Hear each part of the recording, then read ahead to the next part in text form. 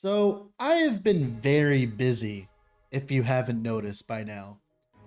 I think Slormancer has consumed a little bit of my life again, as I have spent way too long playing the game.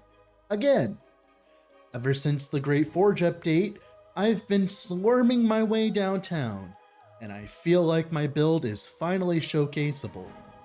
That was about 5 days ago. Then I watched Cyberpunk Edgerunners, and the show was so good, it also consumed my life for a few days as well. So here we are, a very long time in the future since I finished this build and wrote this script. I can't even keep track of time anymore, to be honest. All of this on top of my frustration with the current Slormancer patch didn't help either. Currently, the Great Forge is insanely fun and rewarding, but when you lose 3 Forge runs at 70 plus waves, anyone kinda needs to take a break after that. I even made a Rage community post about it, but I didn't give up. Kinda like how Rebecca didn't give up on David. Okay, enough waterworks. Let's talk about the build, shall we?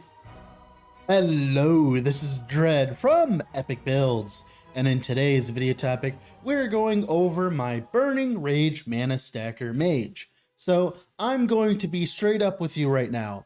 The build is nowhere near as good as some of the other mage builds that are currently on the market right now. The whole idea and concept of this build is to focus on Burning Rage and scaling it to the point where it deals all of our damage and also does all of our clear. If you end up liking Slormancer, please leave a like on the video and subscribing to the channel, as that's the best way of letting me know you want to see more Slormancer content like this.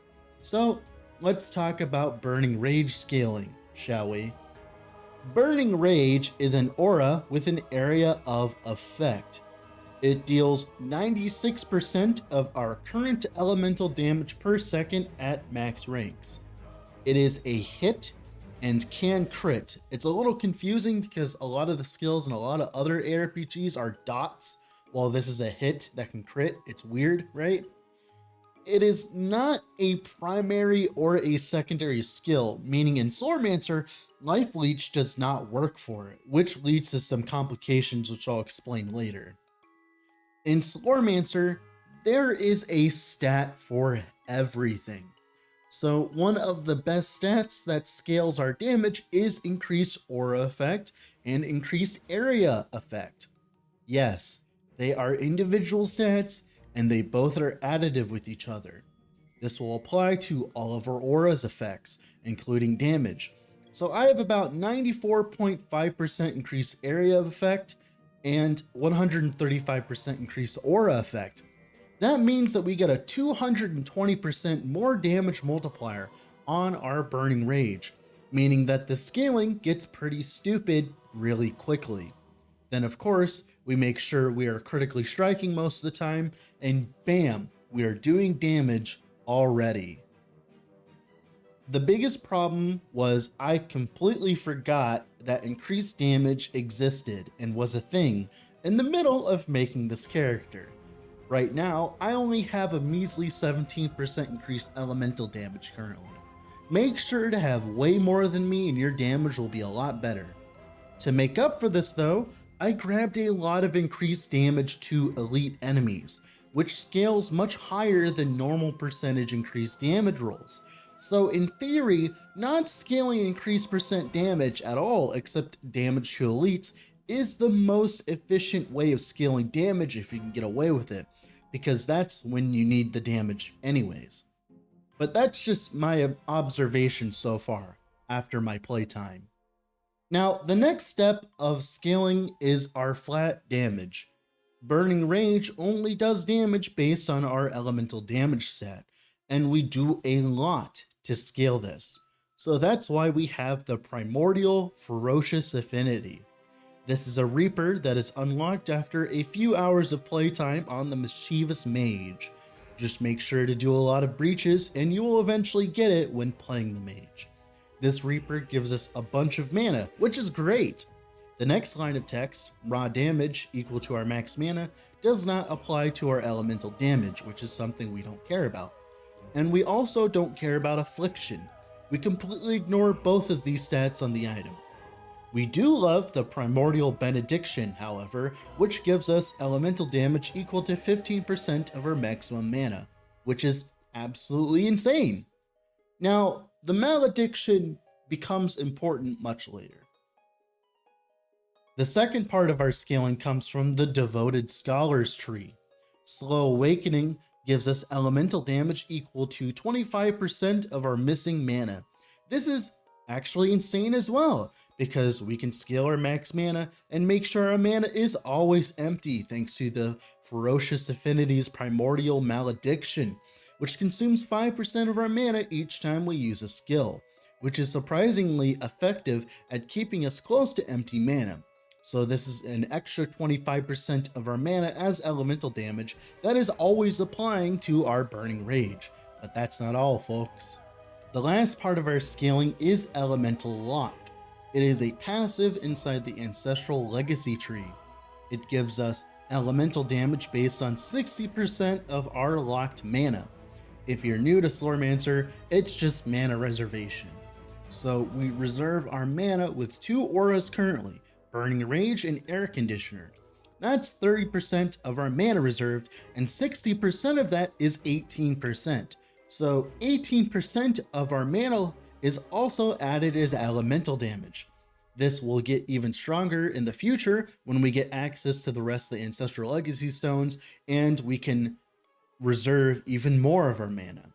And the best thing, Mana Lock counts as missing mana, which means it still scales with all of our other sources all at the same time.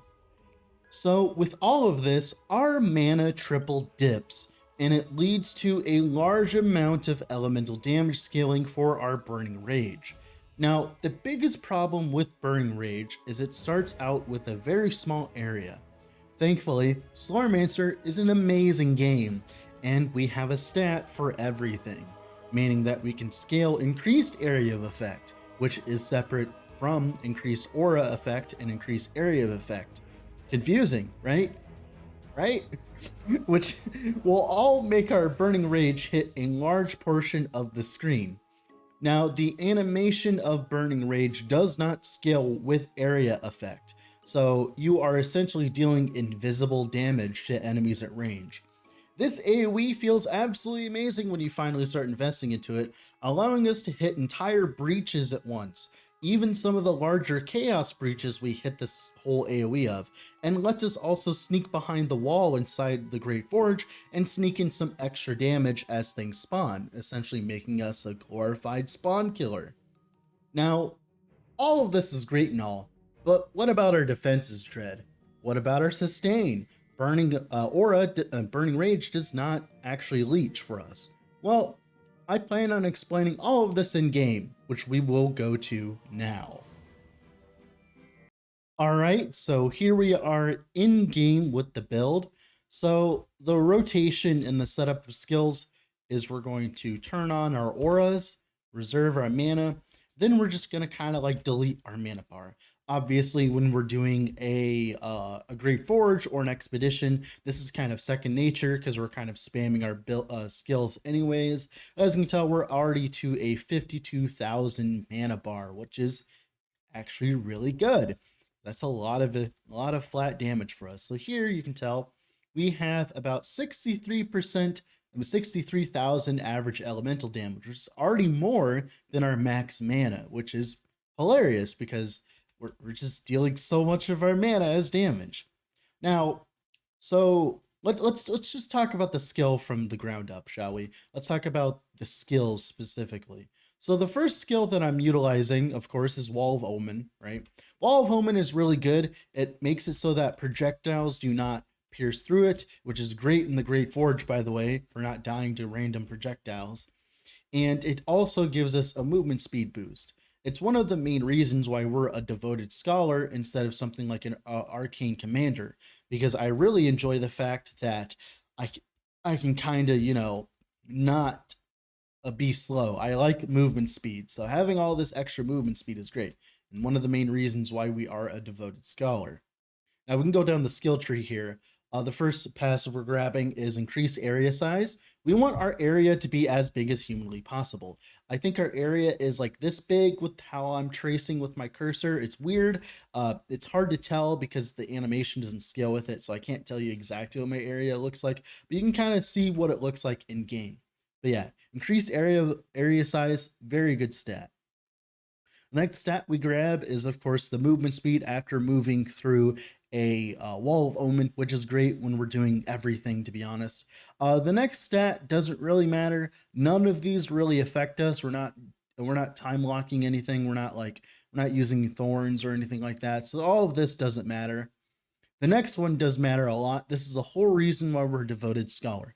25% of our missing damage mana, that's like 12,000 extra elemental damage, which is like a fifth of our damage, which is actually insane, right? That is really, really strong for one passive. And of course, the next one we have, time lock stuff, doesn't matter. I really like Wall of Termination. The other stats here don't really help, but Wall of Termination is great for projectiles going through the Wall of Omen. The next one, of course, we get a bunch of elemental resistance, which we direly need. And then, of course, the last passive here, none of these really affect us. So, like, it doesn't really matter in the end. Now, of course, we have Ray of Obliteration on our right click. Ray of Obliteration solves a few things. So, Burning Rage itself does not leech, right? It does not leech. But I do have leech on my gloves. Why is that? Well, that is because our skills can leech, and since we have such insane amounts of elemental damage scaling, these things scale enough damage to actually leech for us. So that's why we scale our Ray of Obliteration. Now, the first skill, first one we take, of course, is the 80% increased armor and elemental res while we're channeling Ray of Obliteration or Arcane Clone. That's actually what our Arcane Clone is doing, is we're actually getting a bunch of increased armor and elemental res. This is very important because this makes you feel much tankier in the late game once you start scaling your armor and elemental res properly. Now, Galvanize is great, makes a Ray of Obliteration deal increased damage. Now, for reference, our Burning Rage is hitting for like 500 to a million per crit, while our Ray of Obliteration is hitting like 100k per crit. So essentially, Ray of Obliteration is like maybe like a fifth, or not even a fifth of our damage, but just scaling the increased damage on it means that our leech is much stronger, because like I said, one of the biggest downsides of Burning Rage is the fact we can't leech from the skill.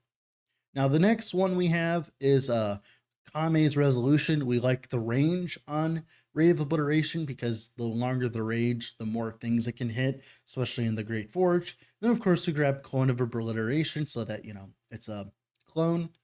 So we plop it down, and it shoots for us. It's kind of awkward because if you run out of mana, it will use the same cooldown that you have for Ray of Obliteration before it starts attacking again. And if it doesn't have enough mana, it doesn't do so. So most of the time, it's much easier just to resummon the clone if it stops firing than it is to like wait for it to fire again, which is fine.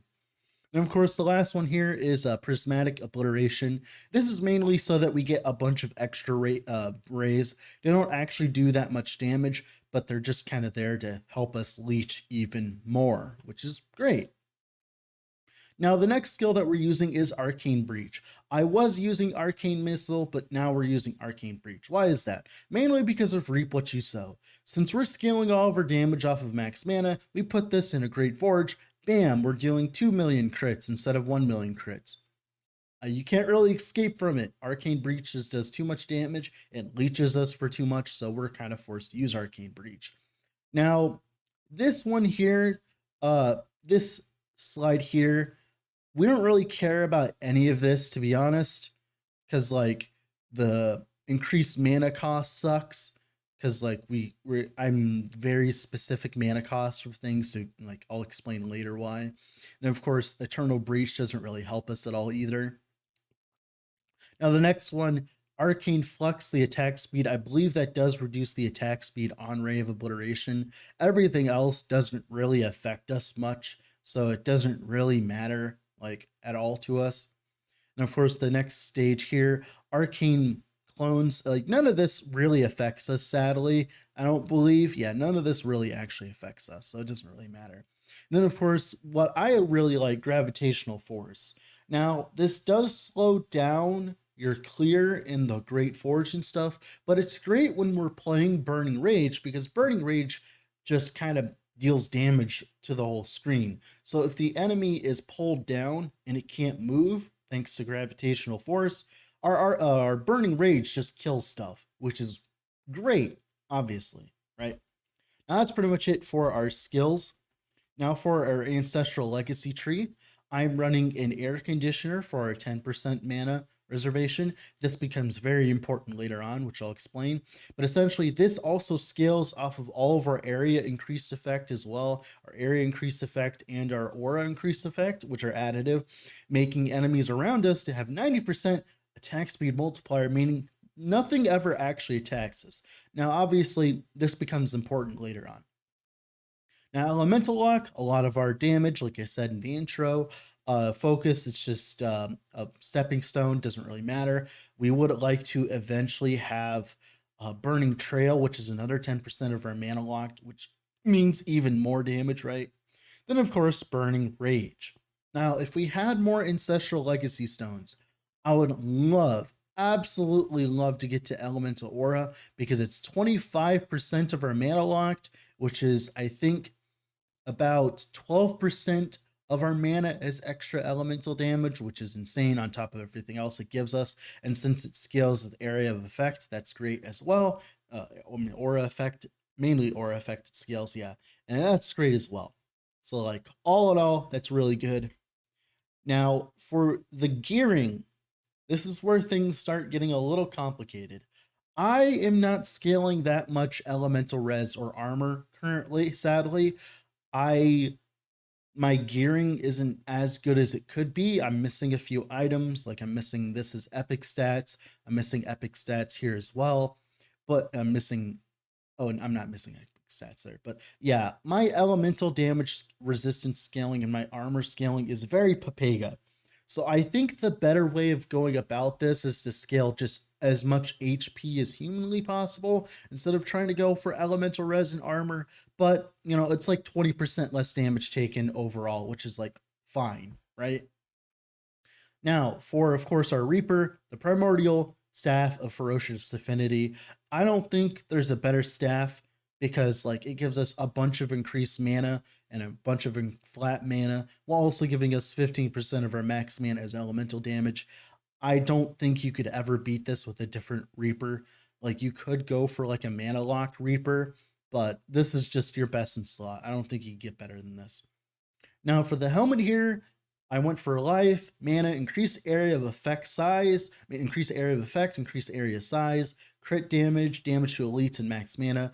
As you can tell, there's a very few amount of stats we actually want on gear. I did go for the max life legendary, so I really think that going max life is probably the way to go. And of course, the amulet here, amulet of transference. This isn't necessary. All it does is just add 2,000 Reaper damage to like that 3,000 Reaper damage to our flat elemental, which is not that much at all. It's like a very small amount, to be honest. So it's like, it's not necessary per se. So it's like whatever, right? So you don't need a legendary. I thought it was going to be important. It didn't end up being important. And of course, crit, area size, aura effect, LE res, HP. That could be increased HP instead, and it would probably be much better. Our chest here, this could be the legendary, the increased armor legendary specifically. But other than that, we get life, max mana. Make sure to get pure stats in either mana or of course area size. Area size is very important because the bigger the area size, the better the clear will feel in expeditions, right? Of course, like armor, that could be increased life as well. Pretend like pretty much like take everything that's like elemental and just make it into increased life instead. And it should function way better. Of course, max mana, aura effect, damage to elites, increased elemental damage. I think the play is to completely ignore increased elemental damage and focus on just damage to elites so that, you know, whenever we encounter an elite, it gets deleted. I think that's the way to go. I'm not entirely sure. And of course, our cape here, same kind of concept, crit, res, life, size, area increase effect. It's very simple to understand what we're doing here. Same thing with our our plate here, same thing, mana. I didn't get to make this epic, but it's like whatever. Now, I thought these were going to be a lot more useful. So with Burning Rage, we kind of want to be one-shotting trash. So we have 102% crit strike chance multiplier. So right now I have 40% crit chance. So if I had 50% crit chance, this would mean that if anything's above 90% life, we instantly like crit them and one-shot them. So that's generally what we're probably going to be going for with these gauntlets, because it doubles our crit chance against things that are high life, which is all the time, because with the Burning Rage, right, it hits per second. So like we walk up to a mob, hit it, and then bam, it's dead, right? That's what I was going with specifically with these gauntlets, the legendary ones. And of course, like I said, same kind of stats like everything else. Like I said, I think you could go for flat life and increased life, and it would be much better, but we'll see. Then, of course, Immortal Grasp. This just gives us, whenever you're dealt damage, you restore a bunch of life over the next 7 seconds. Life is restored to 6.3% of your elemental damage. This ended up being complete and utter trash. Since we're not actually scaling our elemental damage in a way, we're like percentage elemental damage. Like, so for reference, if you get hit, that's like, I think 300 life per second, which is really Papega. So you could definitely don't need Immortal Grasp at all. I just had it, so I just kept working on it, but you definitely don't need it. But this, other than that, all the other stats are great. Then for the ring, you need a very small amount of mana regen. The reason why is because you need enough mana regen where you can keep yourself at low mana. Like, you don't want too much mana regen, but you need enough to make sure that you're staying at low mana, right? Because if you're not staying at low mana, you're not getting all your damage, and all your damage is coming from your Burning Rage, which doesn't consume mana, right? So you kind of want to consume your mana, so you're kind of spamming your skills a little bit. That's how the playstyle feels anyways. So you need a little bit of mana regen, and the implicit on the ring works perfectly for this. Of course, aura effect, life, area, mana, like I said, same thing. Same thing on the boots. It's very simple. Now, Wizard's Catalyst. Wizard's Catalyst is great because it makes our Ray of Obliteration also make it so enemies take increased elemental damage. I'm pretty sure that this is a more damage multiplier on all of our damage, which makes elites just absolutely melt. Like, elites just melt with this build thanks to all of our damage to elites and all that. And when we're critting, and when our Reaper is up, which I'll explain in a second, it's all great in that regard. Now, the most important part of the build, in my opinion, are Inextricable Waist Guard. Now, of course, all the stats I really care about, movement speed, all that, but the biggest thing is the legendary effect. It is an aura that is area of effect. Now, enemies within the radius deal 30% reduced damage and have 100% increased attack speed. Now, why is that so important? Well, thanks to the fact that we have air conditioner, this is essentially, the downside of this is essentially removed, quote unquote. So essentially we are getting 30% reduced damage taken, which is just nuts, right? That's a lot of DR for free, right? And of course, since we're scaling the area increase effect, it turns our air conditioner into kind of like a trash defense, into kind of like a one-shot defense, because like things won't be able to one-shot us as easily, because guess what? We have 30% reduced damage, which is why the waist guard is really good. Enemies, like, as long as you're dodging, the increased attack rate doesn't really matter, because we're also giving them negative 90%. So it's kind of like the same attack speed as normal. Now, that's pretty much it for the gearing. For Ultimatum, I went for the Ultimatum of Flawless Power because getting crit multi on gear would have been an absolute pain in the ass on top of everything else. So just being able to set our crit damage to a certain amount is great. Obviously, this is not maxed out.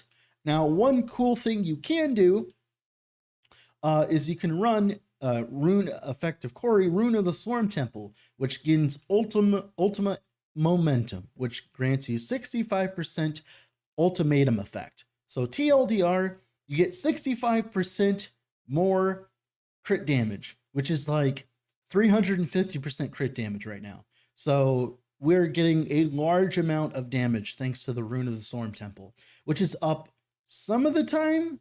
I haven't gotten exactly set up. I went for an enhancement room of Astorius to reduce the constraint so that TLDR, what you want to be doing is getting this really low in terms of the activation effect so that the Rune of the Slorm Temple is up as much as possible, like up the uptime, lower the downtime, and it will feel a lot better. I wasn't able to really do this because obviously the Great Temple, it's very annoying to farm, but like it's definitely worth it, right? I mean, not the Great Temple, I mean the Great Forge. But yeah, that's pretty much it for gearing.